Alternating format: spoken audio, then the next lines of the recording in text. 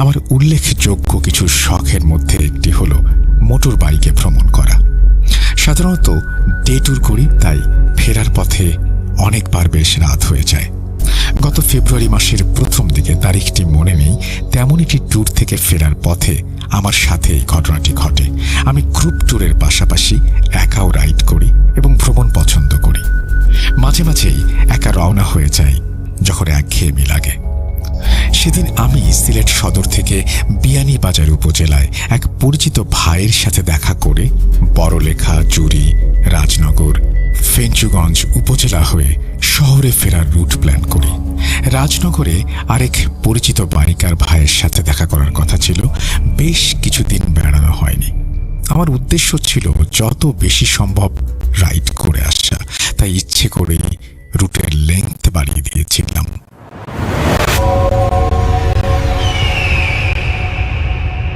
তো আমি যখন ফেরার পথে রাজনগরে পৌঁছাই, রাত প্রায় 9টার বেশি হয়ে গেছে। রাত 1টা-2টা পর্যন্ত নাইট রাইড করে আমি অভ্যস্ত ছিলাম, আর সে কারণেই কোনো তাড়াহুড়া ছিল না। শেষ মিট আপ করে বেরোনোর সময় রাত 11টা-12টার মতো হয়ে যায়। শীত তখন বেশি ছিল। উল্লেখ্য যে আমার রাইডিংয়ের সময় আমি 30-40 কিলোমিটার পর পর ব্রেক নিয়ে কোনো বাজারে নেমে চা খাই। এটাই অভ্যাস। এটা এমন নয় যে আমি চা এমনিতে বেশি খাই। ভ্রমণের সময় আমার ভালো লাগে, এতে রাস্তায় ফোকাস করা সহজ হয়। তাছাড়া শীতের রাতে কুয়াশা বেশি থাকায় ফোকাস করে গাড়ি চালাতে হয়। ঠান্ডা বাতাস লাগে এত বেশি, চায়ের ব্রেক এবং তার ক্রেভিংও অনেক বেশি হয়। পাহাড়ি হাইওয়ে রাস্তায় টুকটাক গাড়ি ছিল কিছুক্ষণ পর পর। কখনো এই রুটে সন্ধ্যার পর আসলে বুঝতে পারবেন, অন্যরকম একটা অনুভূতি। উঁচু নিচু পাহাড়ি রাস্তায় গা ছমছম করে উঠবে। আর শীতের রাতে এমন সময় তো পরিবেশ অনেক ভৌতিক লাগে। তবে আমার ভৌতিক ভয় ছিল না, ছিল শেয়ালের ভয়। হঠাৎই এরা ছুটে রাস্তা পেরোতে পারে, তাই বাইক নিয়ন্ত্রণ করতে না পারলে দুর্ঘটনা ঘটে। ছোটখাটো বাজারগুলো নিঃসঙ্গ, দোকানপাট লাগিয়ে গেছে লোকেরা, তাই চায়ের আশায় তাকিয়ে থেকেও ভাগ্য অনুকূলে ছিল না। তেমনি একটি ছোট্ট বাজার পেরোনোর সময় বাইক স্লো করে তাকিয়ে যাচ্ছি দুপাশে কোনো চায়ের দোকান আছে কিনা সেই আশায়। না, পাইনি, সব বন্ধ। কোনো ব্যক্তিও নজরে পড়েনি। মফস্বলে বা গঞ্জে শীতে এমনই হয়, রাত তাড়াতাড়ি নামে আর বাজারে দোকানপাটও বন্ধ হয় 10টা-11টার ভেতর।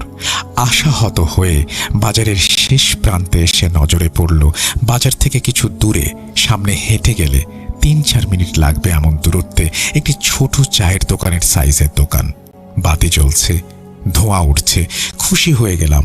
আগ্রহ নিয়ে বাইক টান দিয়ে সামনে গিয়ে দেখি, হ্যাঁ, এটি একটি ছোট্ট টং টাইপের মুদি দোকান, চা কাম চায়ের দোকান। চায়ের কেটলি থেকে ধোঁয়া উঠছে। ভেতরে দোকানে বসে আছে চাদর পেঁচিয়ে, মাথায় মুখে মাংকি ক্যাপ এবং চেহারা দেখার উপায় নেই। একজন খদ্দেরও ছিল সামনে ছোট বেঞ্চিতে বসে, সেও চাদর পরে আছে, লাল চাদর। মুখ নিচু করে দোকানের টিনের সাথে হেলান দিয়ে বসেছিল ঝিমুনির মতো করে। হাতে তার বড় লাঠি দেখে আন্দাজ করলাম বাজারের চৌকিদার হবে হয়তো। আমি এগুলো ভ্রুক্ষেপ না করে জিজ্ঞাসা করি, চা হবে? দোকানি হ্যাঁ সূচক মাথা নেড়ে জড়সড় খড়খড়ে গলায় বসতে বলল। শীতের রাতে এমন সময়ে এগুলো কিছুই অস্বাভাবিক ছিল না। উনি চা দিলেন, আমিও নিলাম। গুড়ের গরম চা মুখে পড়তেই শরীর জুড়িয়ে মন খুশি হয়ে এলো। অসাধারণ একটি স্বাদ ছিল চায়ের, যার সাথে আমি আগে পরিচিত ছিলাম না। বর্ণনা করা সম্ভব না।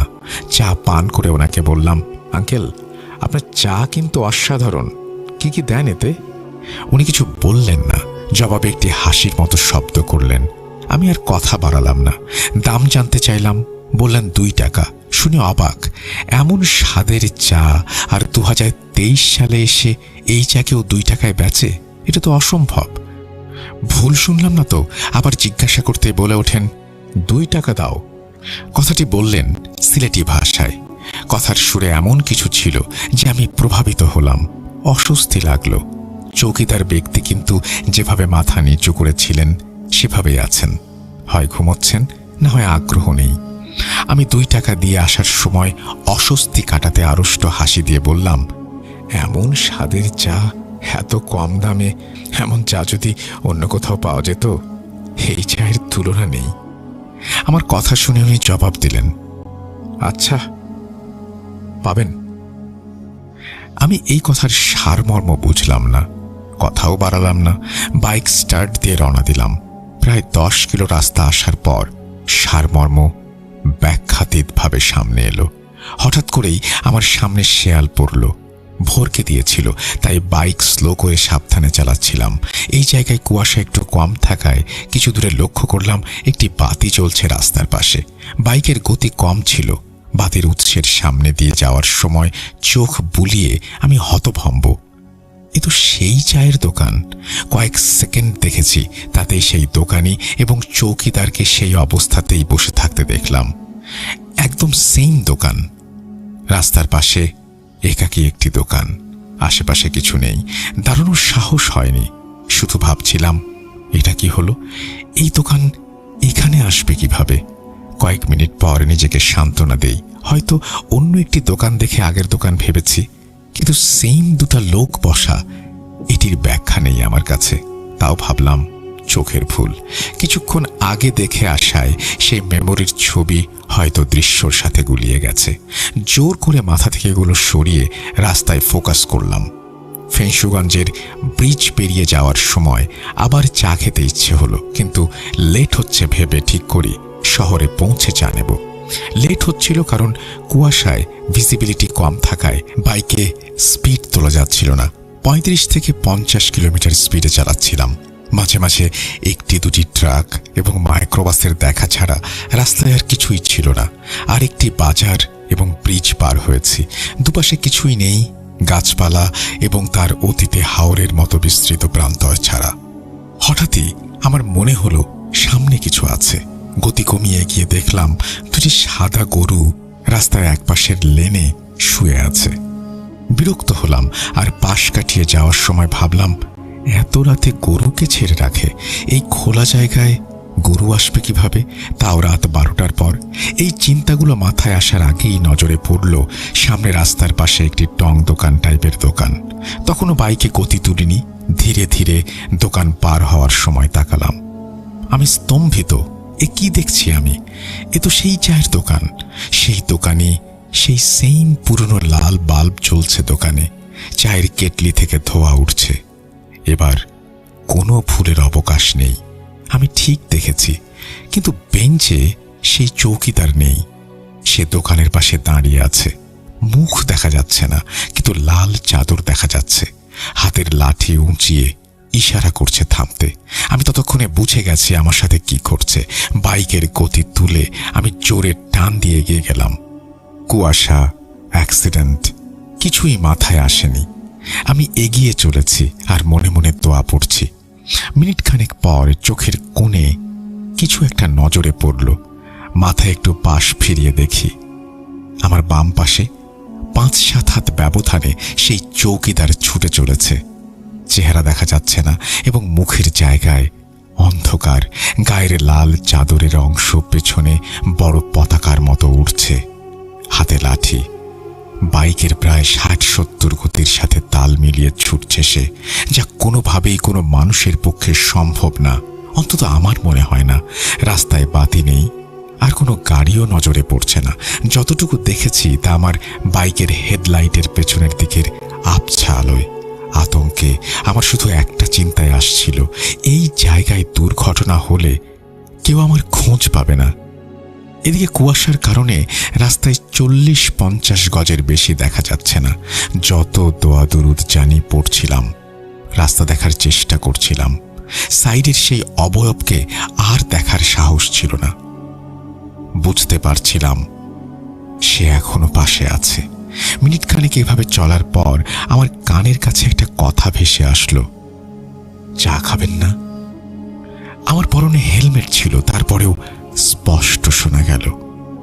সে কথা আমার কানে আসতেই শরীরে শিরশির একটা অনুভূতি আসলো। বহু কষ্টে ব্রেনকে নিয়ন্ত্রণ করে বাইক সামলে গতি আর একটু বাড়িয়ে দেই।